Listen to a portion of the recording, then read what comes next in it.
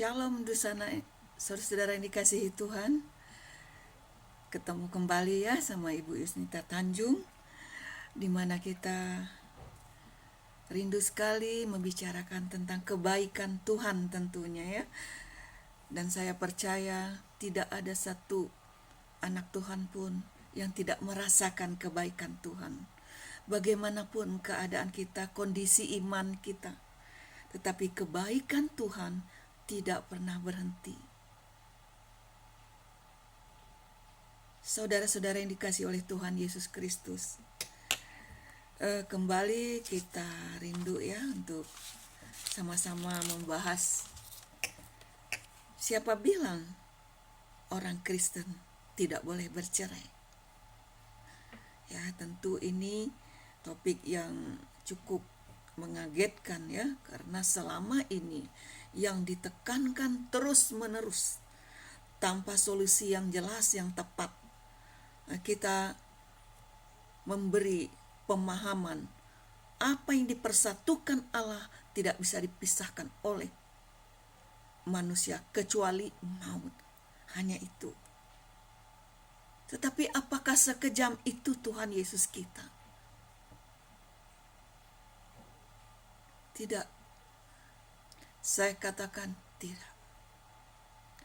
Tuhan kita tidak pernah memaksakan orang dalam penderitaan terus-menerus.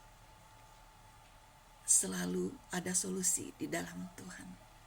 Yang terpenting apakah kita mau mengikuti cara Tuhan atau tidak. Kalau kita mengikuti cara Tuhan, maka solusi itu selalu ada. Pintu kiri kanan tertutup, muka belakang.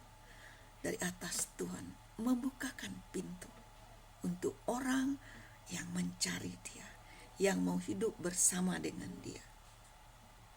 Ya, memang saya membaca ya bahwa jangan sok tahu Ibu,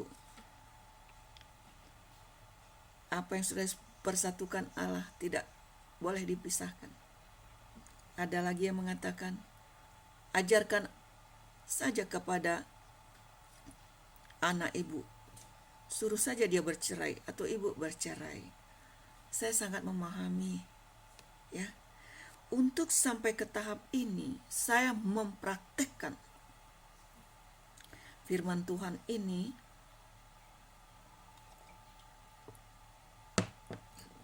dalam hal pernikahan ya. Bukan sekedar mempelajari, saya mempraktekkan, lalu saya terus bertanya, bawa semua yang saya alami, yang saya lakukan tetap kepada Tuhan. Nah, karena saya mengalami, saya mendapat hikmat dari Tuhan. Karena saya bertanya, ya, di dalam pernikahan Kristiani itu, bagi saya pribadi, pernikahan yang dicanangkan oleh Tuhan, yang bermula di Firdaus itu, betapa mulianya. Betapa Tuhan menghargai pernikahan, karena Dia sendiri yang memulai, mengingini.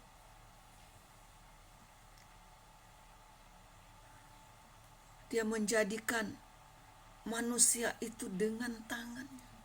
Itu hasil perbuatan tangan. Lalu Dia katakan tidak baik ya, Adam ini, manusia ini seorang diri. Aku akan memberikan dia penolong. Tuhan yang memberikan. Tuhan yang menginginkan. Lalu Dia menjadikan wanita dari tulang rusuk sang pria itu. Apakah Adam tahu rencana Tuhan sebesar itu untuk dia? Tidak tahu.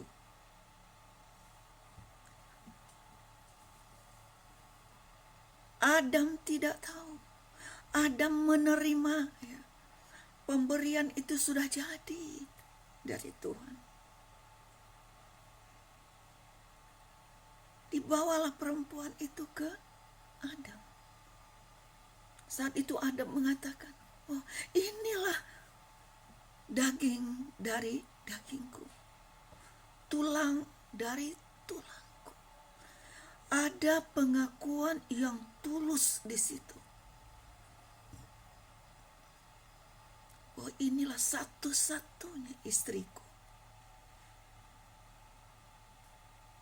Maka dia tidak lagi dua satu, karena diambil dari tulangnya. Kebahagiaan yang luar biasa. Jika pengantin baru itu menikmati malam pertamanya, gak ada setan, gak ada iblis ya, tetapi yang ada hanya Tuhan. Itulah kerinduan Tuhan kita, supaya kita merasakan kebahagiaan itu tidak sendiri, tetapi berdua dengan pasangan kita. Itu kerinduan Tuhan. Dan Tuhan sudah nyatakan kerinduannya. Faktanya Adam dan Hawa hanya berdua saat itu di Firdaus.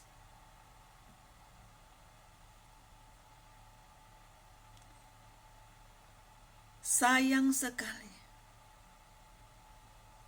manusia yang dikasihi oleh Tuhan ini tidak mengikuti perintah Tuhan.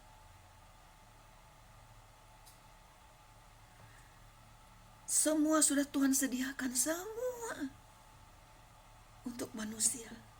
Tinggal manusia ini mengolahnya, memeliharanya, mengerjakan, merawatnya. Artinya Tuhan ingin kita bekerja. Hanya mengerjakan, bukan mencipta. Mengerjakan. Tetapi ada hukum langsung Tuhan beri di situ.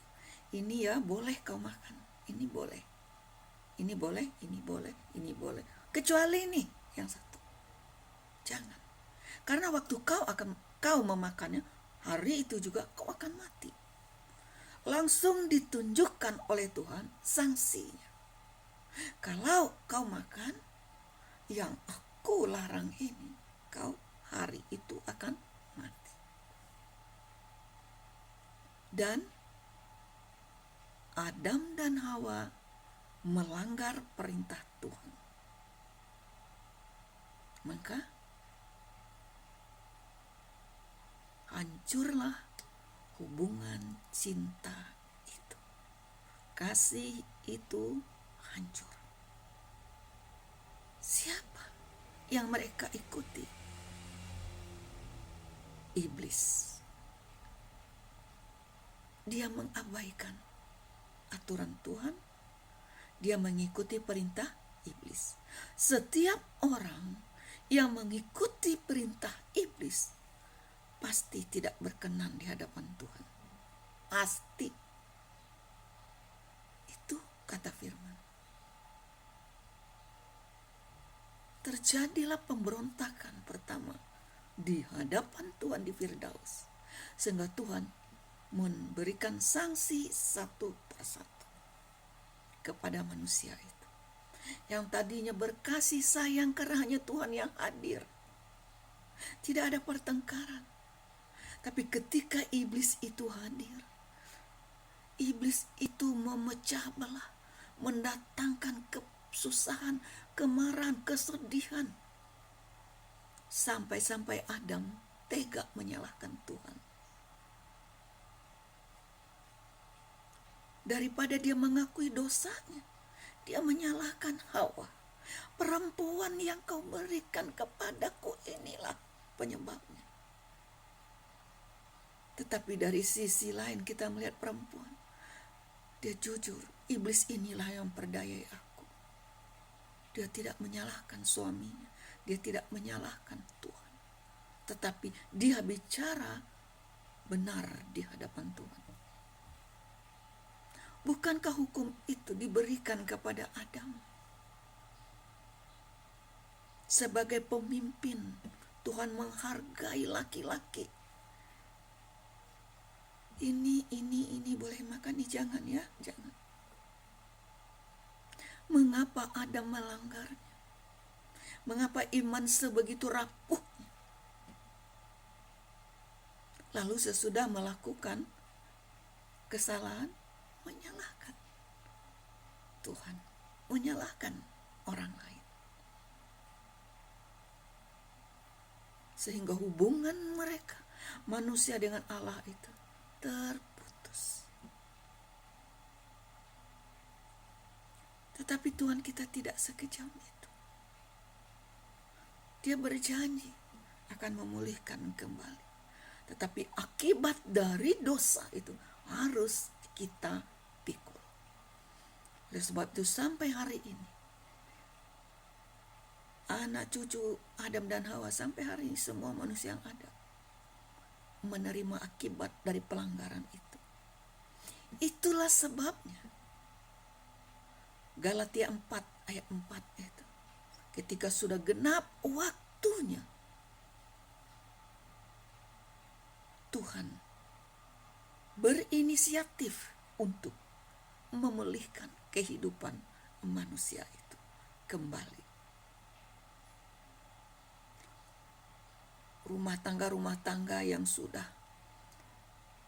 bukan kalau saya melihat di perjanjian lama ya, skenario Allah ini yang gak boleh kita ikuti ada.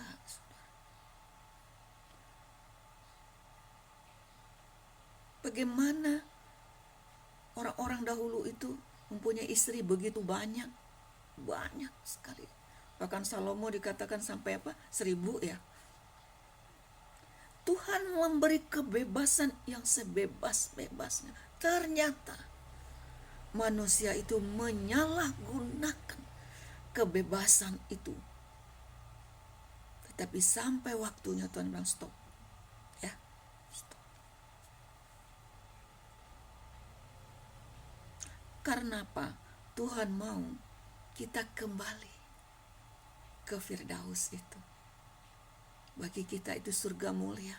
Karena di sanalah tempat manusia ya yang diinginkan Tuhan. Nah, Tuhan mau kita kembali ke situ. Karena itu memang diciptakan untuk itu.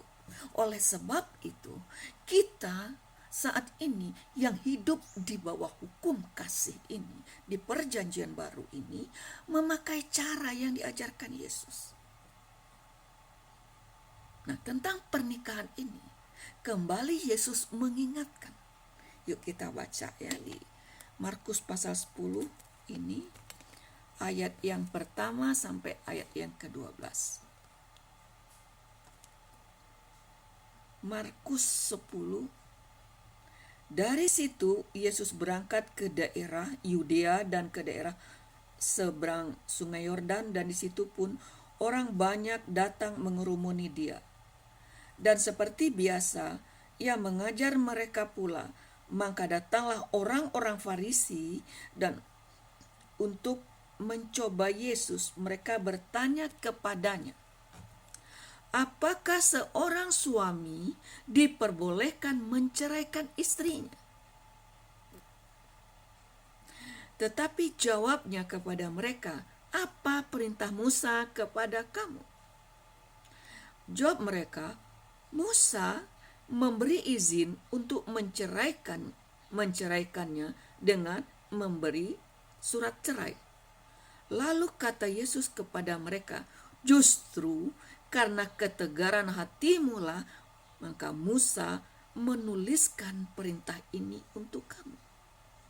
Sebab pada awal dunia Allah menjadikan mereka laki-laki dan perempuan. Sebab itu laki-laki akan meninggalkan ayahnya dan ibunya dan bersatu dengan istrinya, sehingga keduanya itu menjadi satu daging. Demikianlah mereka bukan lagi dua, melainkan satu. Karena itu apa yang telah dipersatukan Allah tidak boleh diceraikan manusia.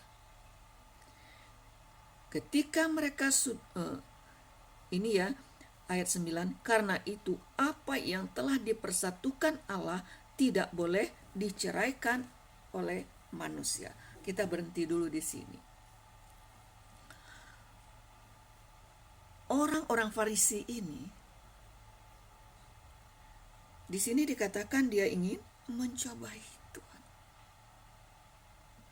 Orang-orang Farisi ini adalah orang yang memiliki keyakinan ya bahwa Tuhan itu ada.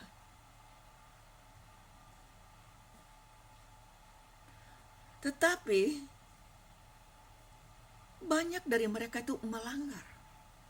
Dan ketika mereka melanggar, tidak ada yang berani ya menegur mereka atau menghukum mereka. Karena kelihatannya mereka itu rohani sekali. Itulah sebabnya kembali Yesus menguji dia.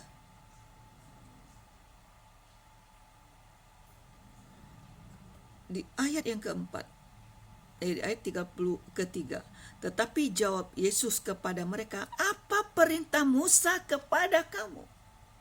Kenapa Yesus membalikkan pertanyaan itu kepada mereka? Kalau kau benar-benar orang yang tahu akan Tuhan, pasti kau tahu akan 10 hukum Taurat itu. Jangan mengingini milik orang lain.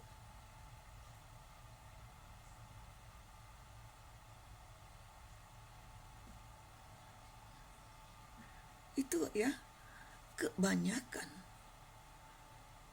perselingkuhan itu terjadi karena ada keinginan untuk icip-icip,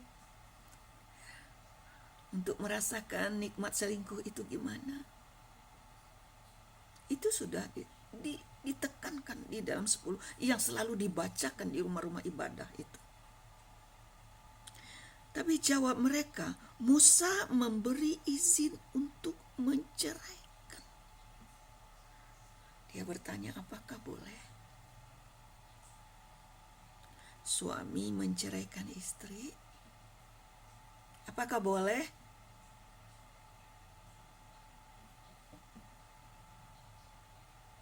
Tetapi kembali Yesus menjelaskan. Ayat 5. Lalu kata Yesus kepada mereka, justru karena ketegaran hatimu lah maka Musa menulis perintah ini untuk kamu. Jadi bukan keinginan dari Musa itu, tapi keinginanmu. Kembali kita melihat bagaimana free will itu dihargai oleh Musa. Itu pilihan. Sampai sekarang ada gereja yang mengizinkan perceraian. Satu gereja majelis terjadi perselingkuhan luar biasa, lalu bercerai.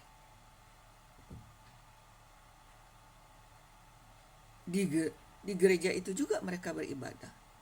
Dan ada juga bercerai istri dari suami, bercerai suami dari istri.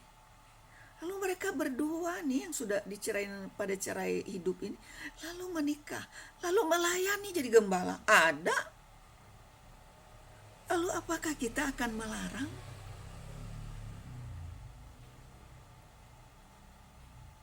Paling kita hanya mengingatkan kan. Tapi kalau mereka terus mau, saya begitu cara hidup saya, saudara. Jadi saya mengingatkan. Kalau mereka tidak mau mendengarkan atau mengikuti, saya aja yang mundur. Mundur saja kita. Biar aja dia. Toh ada Tuhan nanti yang akan menyelesaikan. Jangan dibilang gak ada. Oh usah saudara ngotot-ngotot. Apa yang dipersatukan Allah tidak boleh diceraikan oleh semua. Tidak. Apapun alasan tidak. Beri solusi saudara. Lihat masalah orang. Mungkin saudara belum mengalami, atau saudara sudah mengalami. Saudara memiliki kekuatan lebih dari orang-orang yang tidak mampu, tidak kuat, yang lemah. Hingga saudara ngotot-ngotot. Tidak begitu cara Tuhan kita mengajarkan kita. Lakukan bagian kita selanjutnya.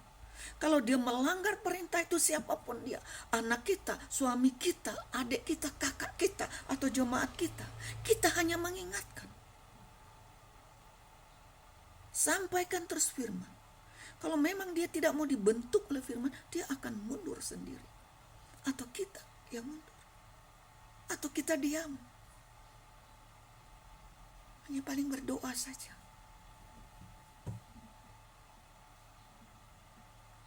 Karena masing-masing orang punya proses yang berbeda, saudara. Berbeda.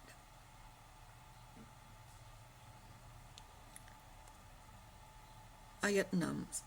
Sebab pada awal dunia Allah menjadikan mereka laki-laki dan perempuan. Sebab itu laki-laki akan meninggalkan ayah dan ibunya dan bersatu dengan istrinya. Kembali Yesus mengingatkan bahwa aturan hukum Tuhan dari awal itu tidak berubah. Tidak berubah. Bersatu, meninggalkan ayah dan ibu, bersatu dengan pasangan kita, menjadi satu. Yang boleh orang ketiga hanya Allah. Tidak boleh yang lain. Pemimpin kita hanya satu. Ketika pemimpin menjadi dua, maka terpisahlah. Kesatuan itu hancur lebur, saudara. Karena tidak lagi dikatakan satu.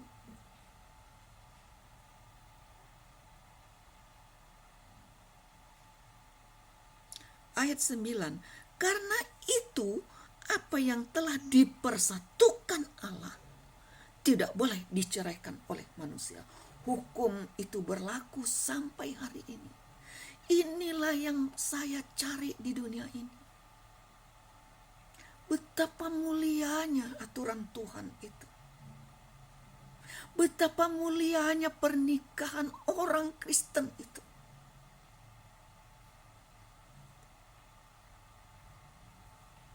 Tidak ada tandingannya. Tidak ada, saudara. Karena suami berkiblat kepada Tuhan. Istri berkiblat kepada Tuhan.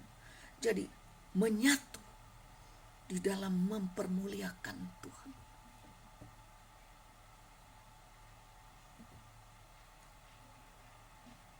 Tidak ada celah untuk yang ketiga. Anak saja tidak boleh masuk, saudara. Tidak. Suami istri harus hati-hati pikir, memutuskan.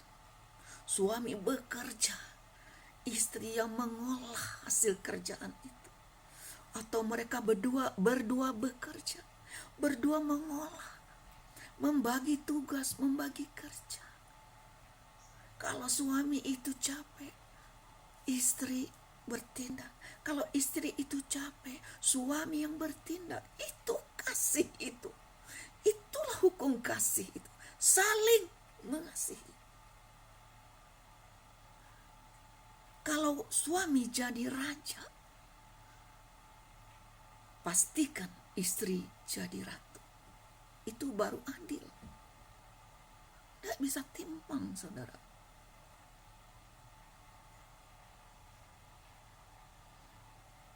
Jadi orang yang seperti itu, apalagi pernikahan,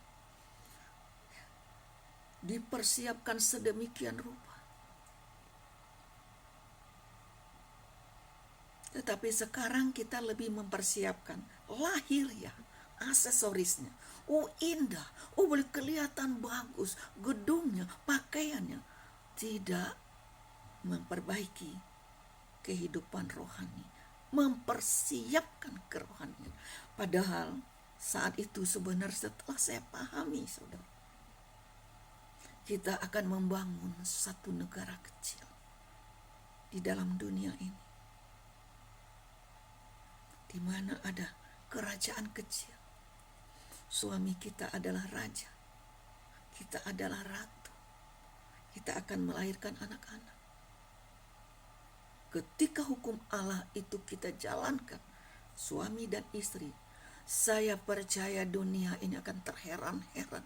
Banyak orang akan ikut Yesus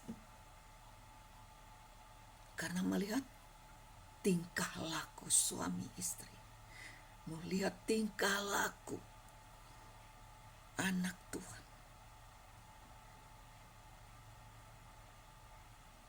Karena dia tidak lagi memikirkan mencari pasangan, apapun kekurangan di dalam akad nikah itu disampaikan. Susah senang, miskin kaya, sakit atau sehat, aku akan selalu bersamamu. Bukankah itu disaksikan, didoakan oleh hamba-hamba Tuhan, terlebih oleh Tuhan itu sendiri? Karena pernikahan itu menghadirkan Tuhan, karena itu adalah kehendak-Nya. Tuhan menjadi saksi dari seluruh janji kita.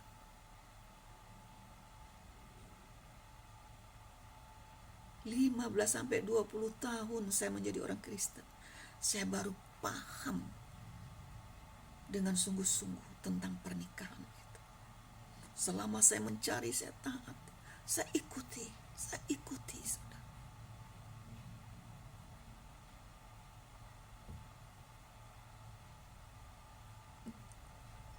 Dari perceraian saya 13 tahun sebelum mengenal Yesus, saya bertindak, saya sudah mencoba menurut saya menjadi istri yang baik, melayani suami, baik dari dapur, tempat tidur, di lingkungan saya menjaga nama suami.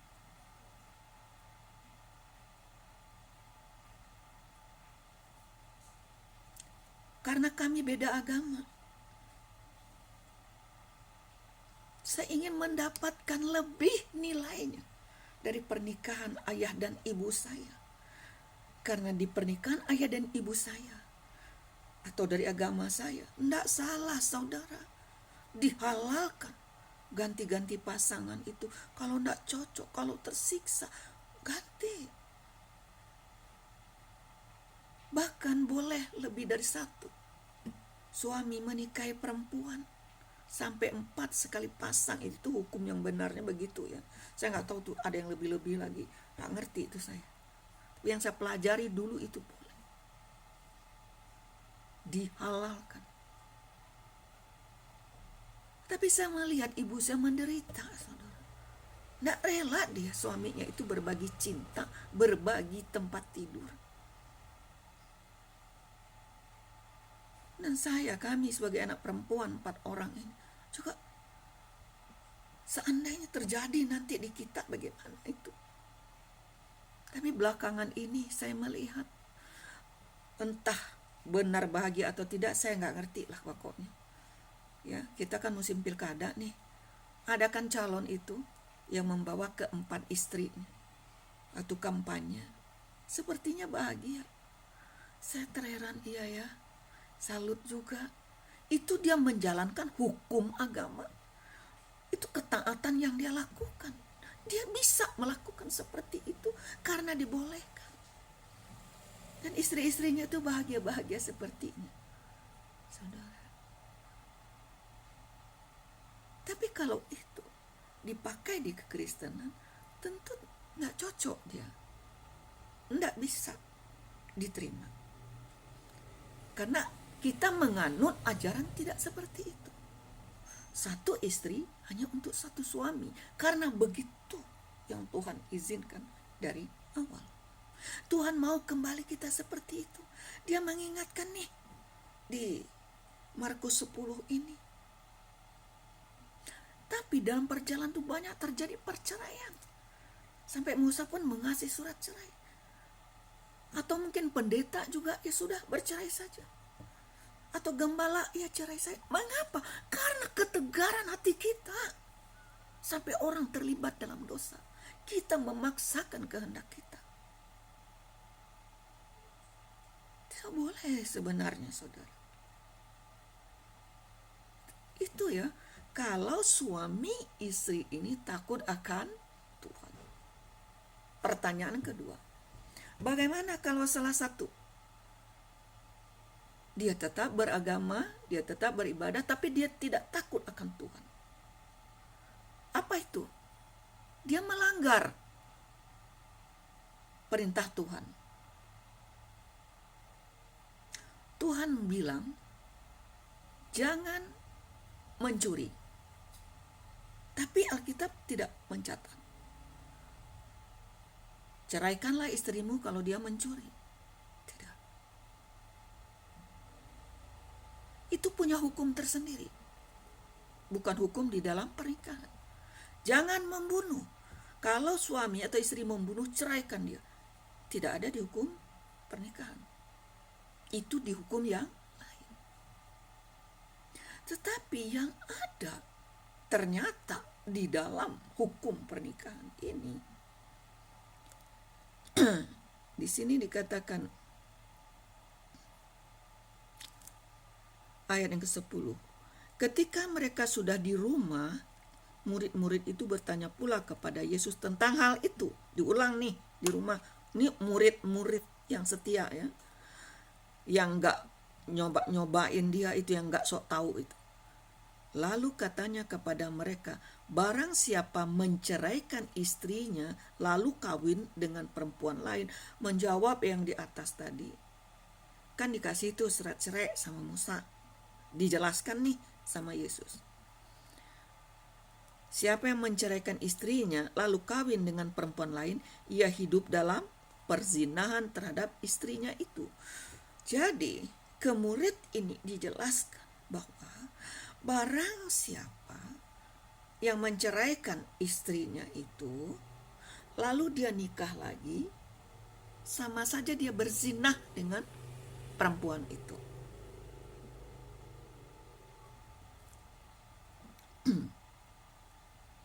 Dan jika si istri menceraikan suaminya dan kawin dengan laki-laki lain, ia berbuat zina, sama hukumnya.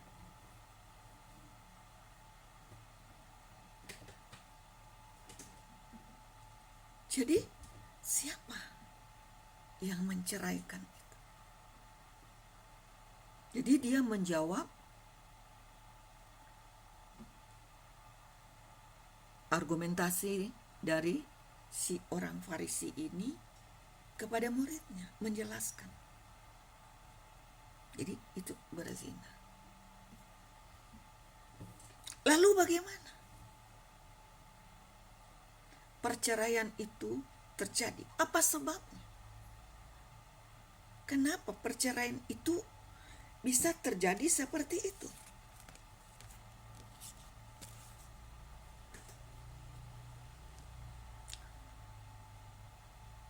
Bapak Ibu yang dikasih oleh Tuhan, banyak faktor yang membuat rumah tangga ini tidak sejahtera, tidak damai. Karena masing-masing melanggar janji pernikahan. Ketika susah, sama-sama susah nih awal, seia sakata. Ya. Biasanya makan sepiring berdua itu kalau dengan cinta, saudara, dengan kasih, kenyang aja.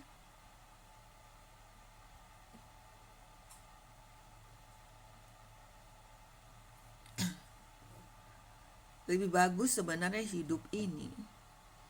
Ya, kalau pranikah itu, ajarkanlah mereka itu untuk mencintai Tuhan terlebih dahulu. Sebelum mencintai pasangan, saudara. Ajarkan melayani Tuhan terlebih dahulu sebelum dia melayani pasangan. Saya rasa itu harus dirombak seperti itu. Harus lebih ketat lagi untuk pranikah itu. Saya nggak ada pranikah. Ya sekadar-sekadar begitu. Karena agama berbeda, saudara. Tetapi yang Kristen ini, karena bagi saya sekarang, saya sangat terkagum-kagum sama Tuhan Yesus. Sama Bapa yang di surga. Betapa dia menghargai pernikahan itu. Betapa mulianya pernikahan orang Kristiani itu.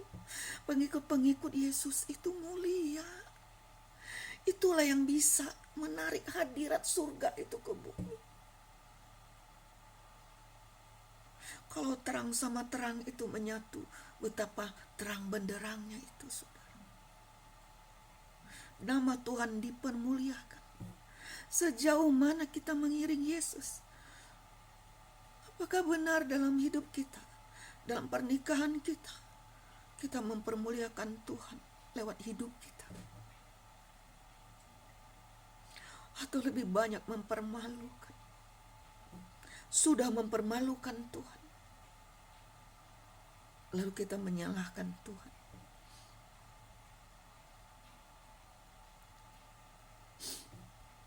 Saya benar, saudara, yang akan dirusak sampai hancur-hancuran itu adalah rumah tangga. Sampai hari ini iblis tidak pernah berhenti. Itu sebabnya Yesus menurunkan, mengingatkan, menekankan hukum kasih itu penting sekali. Diketahui dan dijalani.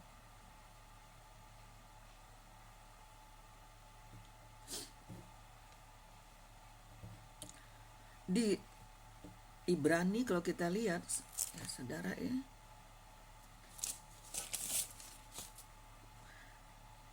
Ibrani pasal yang ke-13 ayat yang ke-4. Hendaklah kamu semua penuh hormat terhadap perkawinan. Janganlah kamu mencemarkan tempat tidur. Sebab orang-orang sundal dan penzina akan dihakimi Allah.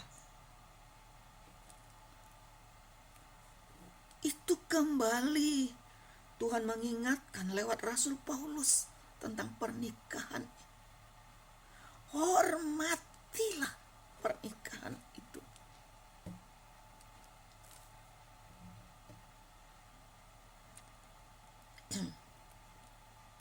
Janganlah kamu mencemarkan tempat tidur, sebab orang-orang sundal dan penzina akan dihakimi. Saudara yang dikasihi oleh Tuhan Yesus Kristus, ini jelas sekali ketika orang tidak menghormati pernikahan itu atau melanggar janji-janji dari pernikahan itu, tidak ada lagi hadirat Allah di dalam rumah tangga itu. Kecuali pasangan itu mencari sekarang sendiri-sendiri kepuasan batinnya.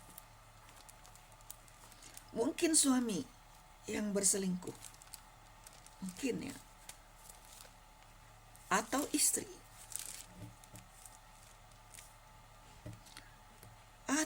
yang berselingkuh. Berarti ada yang ketiga. Perselingkuhan itu adalah keinginan yang melanggar perintah Tuhan. Jika kita lakukan, kita semua punya keinginan, saudara. Punya keinginan. Tapi ketika keinginan kita itu datang, ujilah itu. Apakah ini berkenan di hadapan Tuhan atau tidak? Ini kan bicara tentang orang-orang Kristen yang sudah anak Tuhan ya.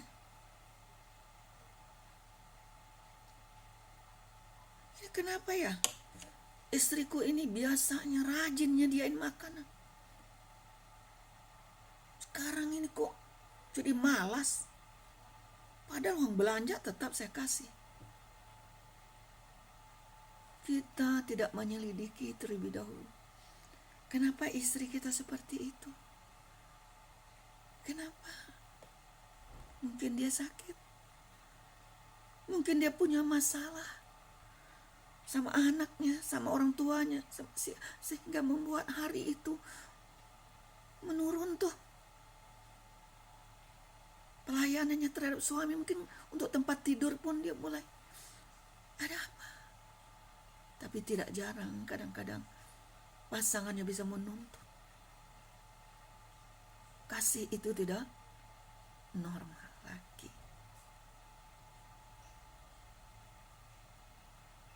Kalau mata hati kita hanya tertuju kepada pasangan kita, kita nggak akan bisa melihat kelebihan orang lain. Enggak, saudara. Walaupun kita punya keinginan ya, tetapi kita sadar, oh iya, itu suami orang, itu istri orang, oh itu rumah tangga orang. Ayo, rumah tangga. Kalau rumah tangga orang lebih baik dari kita, yuk kita belajar. Gimana ya, kita dekati aja.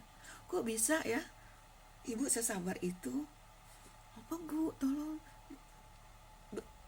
Itu kita lulus menguji diri kita. Enggak langsung kita telan mentah-mentah. Artinya kita tidak menghormati pernikahan itu. Karena dua menjadi satu itu perlu waktu seumur hidup untuk boleh saling memahami.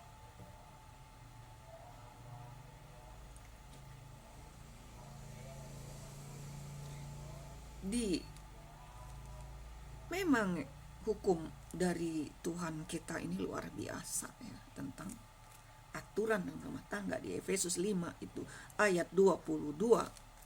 Hai istri, tunduklah kepada suamimu seperti kepada Tuhan. Artinya suami ini posisinya di bumi ini disejajarkan dengan Tuhan. Ingat bapak-bapak, betapa Tuhan mengangkat bapak-bapak yang tadinya mungkin berdosa, orang yang tidak layak, orang harus masuk neraka, tapi karena keselamatan, penebusan yang diberikan oleh Tuhan kepada bapak, sehingga bapak bisa menjadi anak Tuhan dan diangkat menjadi imam dalam rumah tangga, menjadi pemimpin, sehingga Tuhan mewakilkan kepemimpinan itu kepada Anda sebagai imam, sebagai raja. Tak berkuasa lagi istri atas dirinya, tapi suaminya yang berkuasa atas dia. Dia pasrahkan hidupnya sepenuhnya kepada suami dengan harapan dia akan mendapatkan kasih itu dalam suka dan duka, kekuranganku. Karena suami adalah kepala istri sama seperti Kristus adalah kepala jemaat, dialah yang menyelamatkan tubuh. Itu sebabnya istri tunduk. Harus tunduk.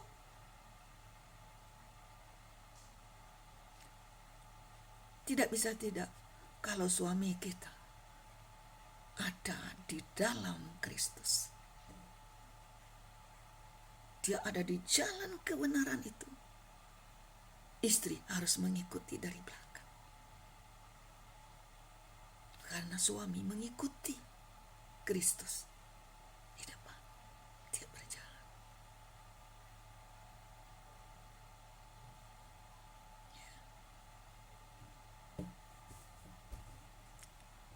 Itulah pernikahan yang diinginkan oleh Bapa kita.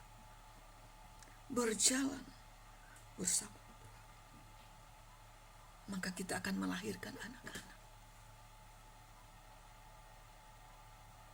dari rahim yang dikasihi suami, dari benih yang dikasihi oleh istri, yang diberkati oleh Bapa, karena kedua-duanya menjalankan perintah.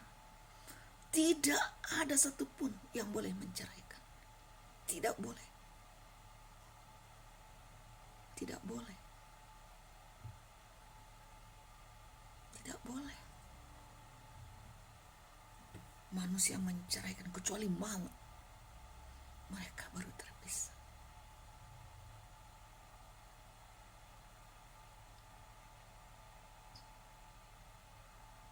Tetapi apa yang terjadi? Kenapa perceraian itu ada? Kita kembali ke Matius pasal yang ke-19, ayat yang ke-8.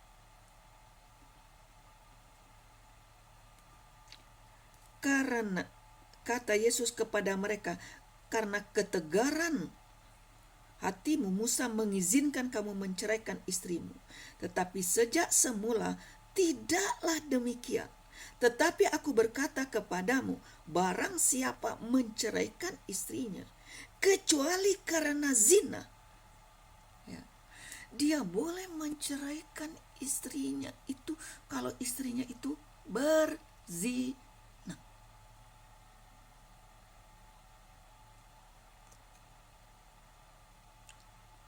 Di sini saya baru memahami solusi yang diberikan oleh Tuhan.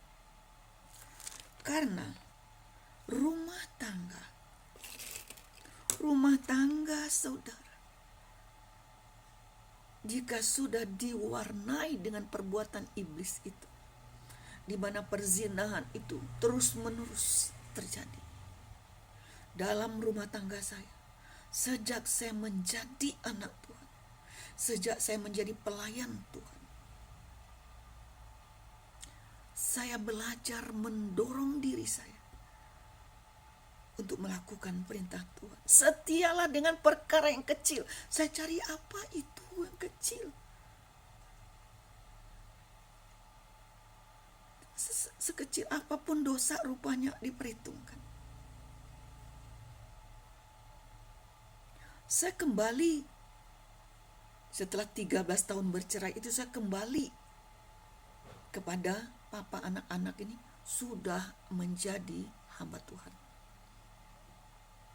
Tadinya saya Islam, saya masuk Kristen, saya tinggalkan semua pekerjaan saya, semua dosa-dosa saya sudah dibaptis, tenggelam, selesai. Itu saya kembali nih, lahir baru, hidup baru. Dan baru saya menyadari, mengerti tidak mengerti saya dahulu waktu menikah dengan papa anak-anak itu, walaupun agama kami berbeda, tercatat di pemerintahan ini, di negara ini, 2 agama boleh waktu itu. Tetapi saya didoakan oleh pendeta. Walaupun saya menolak kayak gimana, tidak bisa mundur maju, tidak bisa. Udah didoakan dan diberkati. Setelah saya lahir baru, saya ingat itu.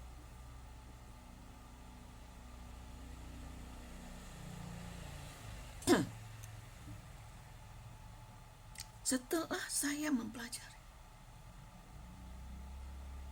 tentang hal yang kecil-kecil itu, saya ingat saya sangat mencintai saya. Setelah bercerai dari suami saya itu, saya kan Islam saudara ya, saya cerai, lalu saya menikah dengan orang yang sangat saya cintai, dan dia sangat mencintai saya. Kami sama-sama Muslim. Itu saya baru tahu arti cinta itu dalam pernikahan.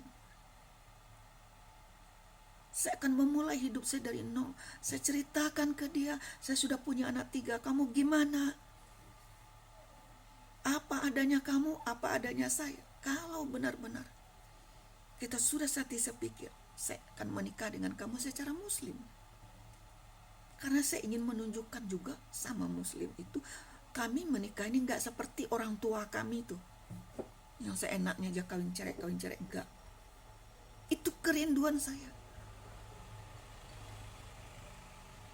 Maka saya tadinya tidak ada seniat saya mau jadi Kristen, saudara.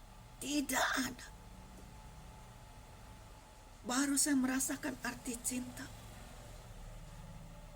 Tanpa alkohol, tanpa narkoba, tanpa apa. Dia memeluk saya dengan air mata. Dan saya juga, kami berjanji tidak akan berpisah lagi.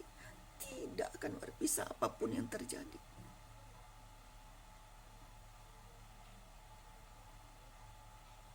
Saya punya, setiap orang dibekali. Satu orang tuh satu cinta di hati. Saya akan melupakan semua yang lama sudah. Saya akan memulai yang baru dengan agama saya yang lama. Saya akan menunjukkan tidak ada poligami. Karena saya tidak mampu, tidak kuat. Oh iya, dia bilang iya. Dia mengobati luka-luka saya seperti itu. Tetapi memang takdir tidak memihak kepada kami. Tiba-tiba saya mendengar, dalam saya merancang, saya ingin hidup bersama dia, apapun. Karena dengan papa anak-anak yang Kristen ini juga dari nol, saudara. Bagi saya itu gak terlalu penting. Asal dalam rumah tangga itu sama-sama kita berjuang. Pasti kita akan berhasil. Yang penting kita tahu bersyukur dengan apa yang ada. Bagaimana kami makan ala kadar. Dunia kami sama. Ya, di dunia hiburan. Dan kami sehati sepikir merancang begini begitu. Tapi kami memulainya dari nol, hal yang kecil itu. Tiba-tiba bagikan petir di siang bolong, saudara. Saya mendengar kabar, ternyata dia sudah pernah menikah dan punya anak. Bagi saya sebenarnya tidak masalah, asal dari awal dia jujur. Karena dalam pernikahan itu dari awal tidak jujur, saudara, itu akan mewarnai rumah tangga itu dengan warna yang tidak baik. Saya berperang dengan diri saya. Saudara mungkin pernah jatuh cinta. Saudara harus melepaskan itu. Itulah sebabnya sesudah itu 5 tahun saya tidak percaya dengan Allah. Saya tidak percaya dengan Tuhan Yesus orang Kristen itu. Saya tidak percaya, saudara. Saya kecil. Dan saya tutup pintu hati saya. Dan tidak ada lagi saya ingin menikah dengan orang yang lain. Kalaupun ada, untuk saya berpisah dengan orang yang saya cintai ini, saya harus menghadirkan orang yang pura-pura menjadi suami saya, saudara. Karena pahit, terluka itu. Memang cinta itu sebaiknya tidak harus memiliki. Biar saja dia diam di hati kita. Saya tutup pintu itu semua. Tapi setelah saya terima Yesus itu, mungkin saudara bisa lihat di YouTube saya yang lain ya. Setelah saya mengenal firman Tuhan ini lebih hari, lebih ditingkatkan.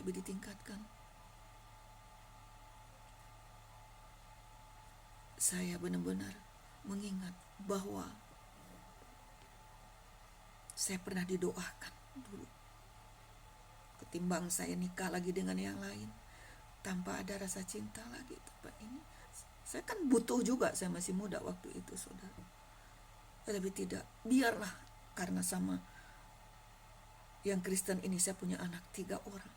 Setidak-tidaknya saya mengawal anak-anak saya bagaimana ini. Karena bapaknya preman besar, berselingkuh, berzina, mabuk, narkoba. Tapi saya mencoba memerangi diri saya bagaimana mengampuni itu. Yang diajarkan Yesus itu mengampuni, terus lalu mengasihi itu gimana? Kita gak bisa khotbahkan saja, saudara. Kita harus praktekkan juga. Dan itu saya terseok-seok mempraktekkan itu. Jadi saya lakukan bukan karena saya mencintai dia, Tapi karena saya mencintai Tuhan saya, karena saya sangat memuliakan apa yang sudah Tuhan bentuk, hukum-hukumnya di dalam pernikahan itu. Seandainya itu saya miliki, karena dia orang Kristen, oh, betapa hadirat surga itu bisa saya capai. Itulah sebabnya saya kembali.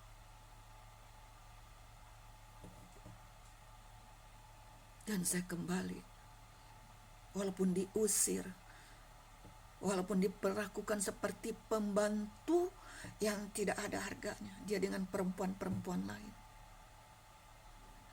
Karena cinta saya sama Tuhan, karena Tuhan, saya menundukkan diri kepada Tuhan, tetapi tidak kepada dia. Karena dia tidak tunduk kepada Tuhan. Saya tidak mau melanggar perintah Tuhan, biarlah dia melanggar. Saya damping, saya doakan, saya layani semampu-mampunya saya. Tidak mudah menjadi pelaku firman, tetapi itu yang Tuhan minta. Hendaklah engkau jadi pelaku.